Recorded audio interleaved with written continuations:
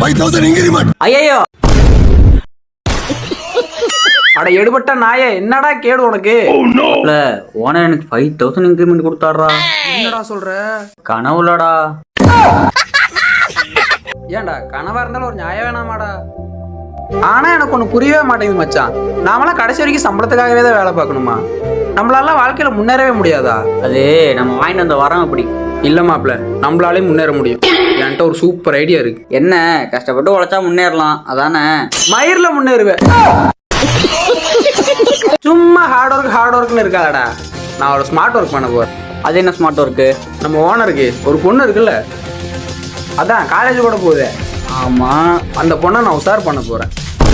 அந்த பொண்ணை மட்டும் உஷார் பண்ணி கல்யாணம் பண்ணிட்டா ஓனரோட மொத்த சொத்து எனக்கு தான். எப்படியா ஸ்மார்ட் ஒர்க்கு? நீ சொல்றதெல்லாம் சரிதான். ஆனா எப்படி அந்த பொண்ணை உஷார் பண்ணுவ? அந்த பொண்ணோட பேராச்சும் தெரியுமா? பேரு என்னமோ வரும்டா.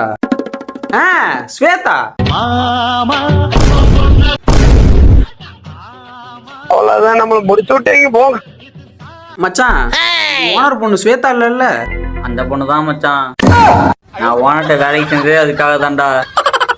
நீ இப்ப யோசிச்சத நான் எப்பயோ யோசிச்சேன்டா.